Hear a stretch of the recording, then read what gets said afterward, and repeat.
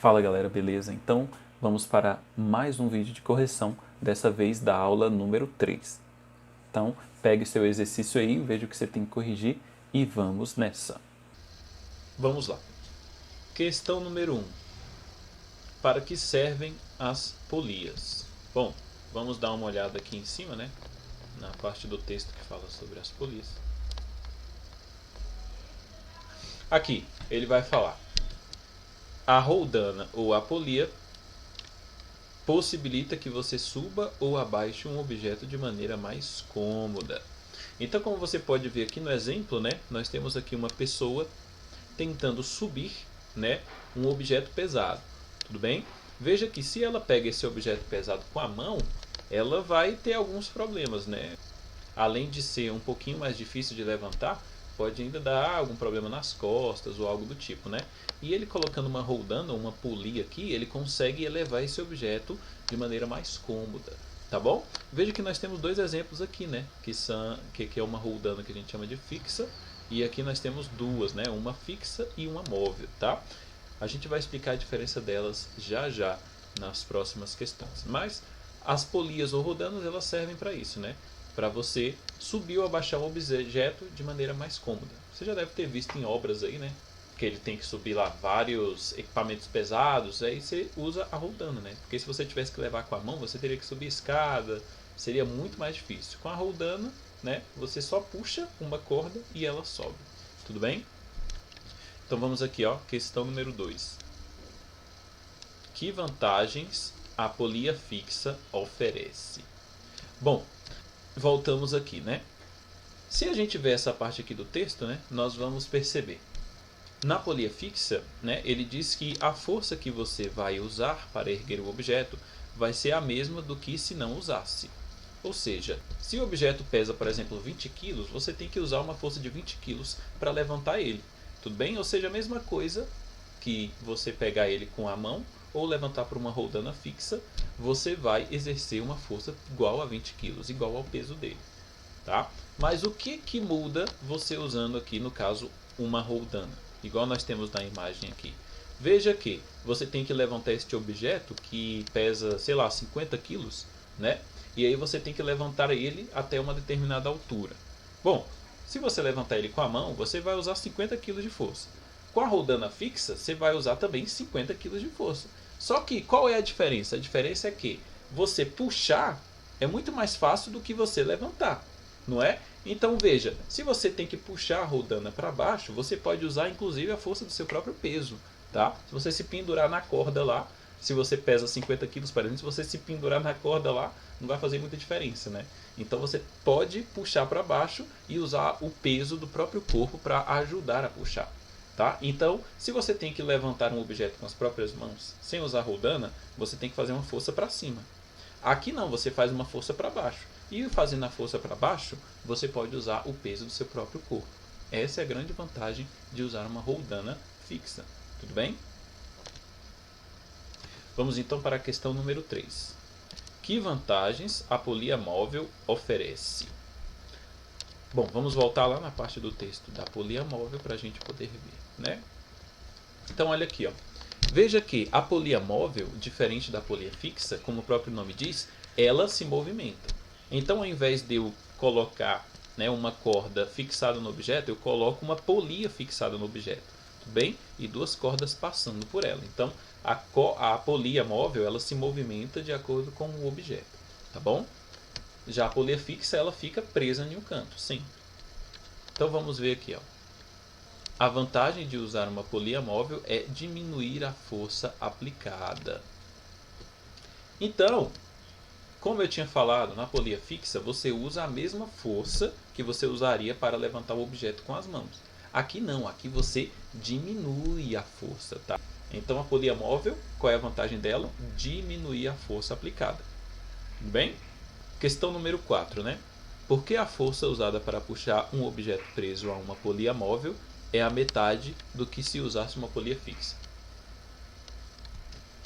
Então, ó, como a gente pode ver aqui, né? Esta parte da corda que está fixa ajuda a puxar com metade da força, tá? Aqui ele vai dizer, né? Olha só. Com isso, né, a força necessária para puxar o objeto se divide entre as duas partes da corda. Logo, a pessoa só precisa exercer metade da força necessária se fosse só com uma polia fixa. Tudo bem? Veja aqui, ó. Vamos pegar este exemplo. Aqui nós temos uma polia móvel, né? Imagina que você puxa o objeto por este lado aqui, ó. Beleza? Você vai puxar ele por este lado aqui. E no outro lado nós temos uma corda que está fixa aqui, né, no teto. Então você vai puxar ele desse lado e esta corda que está desse lado aqui, ela também vai puxar de maneira indireta, tá? Ou seja, ele vai te ajudar a exercer metade da força. Então, no lado da corda que está fixa, né, ela usa metade da força, no outro lado você exerce a outra metade, tá? Então veja, se a polia, né, se nós temos uma polia móvel aqui no objeto, nós vamos dividir a força por 2, tá? De acordo com o número de cordas que tiver aqui. Então veja, se o objeto pesa 50 kg e você usa uma polia móvel para levantá-lo, você só vai precisar exercer uma força de 25 kg. Tá? É o mesmo que você levantar um objeto de 25 kg. Você está ali de um lado da corda exercendo metade da força e do outro lado, né, também está exercendo a outra metade. Então veja, quanto mais polias móveis você colocar, né, 1, 2, 3, aí mais você vai dividir na força. Tudo bem? Só que em contrapartida, na polia móvel, né, você vai ter que puxar mais corda. Nada de graça, né? Você puxa com menos força, mas você tem que puxar mais corda. Então, se lá na polia fixa, né, se você quer levar um objeto a 1 metro, você puxa 1 metro de corda. Tá? Aqui na polia móvel, se você tem uma polia móvel no objeto e você quer levantar ele a 1 metro, você tem que puxar 2 metros de corda, é sempre o dobro. Então, você diminui a força pela metade e aumenta o tamanho da corda no dobro. Tá? Esta é a contrapartida. E como você pode ver aqui, ó, você pode associar, né, polia móvel com polia fixa. Por quê? Aí você tem duas vantagens. A primeira é você exerce metade da força e a segunda é você levantar o objeto com seu próprio peso. Então você pode se pendurar na corda lá e levantar o objeto. Tudo bem? Então cada parte da corda, cada lado da corda vai exercer metade da força. Se você aplicar, por exemplo, se você associar duas polias fixas, por exemplo, você vai aplicar o quê? 1/4 da força. Só que você vai ter que puxar o quê? 4 vezes mais corda, tá? E assim por diante. Vamos para a questão 5 aqui. Essa questão aqui é muito legal, né? Bom, suponha que cada balde tenha o mesmo peso e que a altura a ser levantada vai ser de 4 metros. Então essa altura aqui, ó, é de 4 metros. Nós temos aqui dois operários aqui, né? Um chamado Chico e outro chamado João.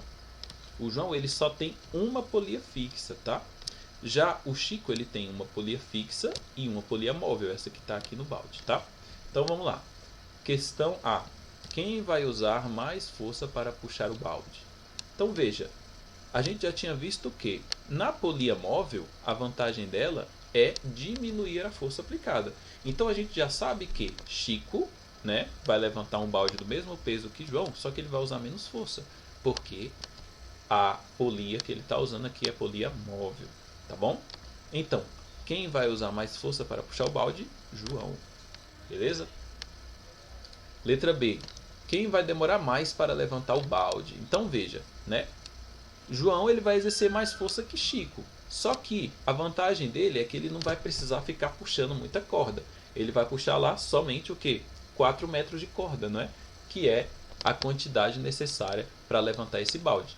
Já Chico, ele vai ter que puxar o dobro de corda. Tá? Ou seja, quem é que vai demorar mais para levantar o balde? Chico, provavelmente, porque ele vai ter que ficar lá puxando até levantar. Já o João não, ele puxou lá um pouquinho, já levantou. Vai exercer mais força? Vai. Mas enfim, nada de graça, né? Letra C. Quantos metros de corda Chico vai puxar?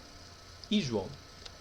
Como a gente sabe, isso daqui tem 4 metros. E numa polia fixa, né, você puxa o mesmo tanto de corda que você quer levantar. Então, se você quer levantar um objeto a 4 metros, você tem que puxar quanto? 4 metros de corda, tá? Então, João puxa 4 metros de corda. E Chico? Chico, ele tem uma polia móvel associada aqui, tá? Então, se ele tem uma polia móvel, ele divide a força por 2. Porém, ele multiplica o número de corda que tem que puxar por 2. tá bom? Então ele faz menos força que o João, só que ele tem que puxar 2 vezes mais corda. Logo, Chico vai ter que puxar quantos metros? 8, tá bom? Então Chico puxa 8 metros, João puxa 4 metros. Vamos lá. Questão número 6. Quais são as funções das engrenagens? Bom, então, só para a gente exemplificar aqui o que é uma engrenagem, vocês estão vendo aqui nessa da 7 que a gente vai chegar já, né? Engrenagem nada mais é do que uma roda com dentes, tá? Então você vai ver engrenagem em vários dispositivos aí, né? Dentro do relógio, na bicicleta, caixa de câmbio de carro. Então você tem engrenagem em vários lugares. Vamos dar uma olhada lá no texto para ver. Então veja, né? Aqui nós temos alguns exemplos que eu passei para vocês aqui, mas a resposta está bem aqui, ó. As engrenagens são usadas para transmitir força e movimento numa máquina, tá? Ou seja, então para que serve uma engrenagem? Ela serve para transferir movimento de um lugar para outro, tá? Você faz um movimento de um lado e através de uma associação de engrenagens, o movimento vai ser transmitido para outro lugar. É o que acontece, por exemplo, aonde? Na bicicleta, né? Nós temos aqui a bicicleta, a gente faz força em uma engrenagem, que é a engrenagem da coroa, e ela transmite a força para a catraca, que é a outra engrenagem da roda, tá? Acontece a mesma coisa aqui no relógio, né? No relógio nós temos várias engrenagens. Por quê? Porque nós temos vários mecanismos.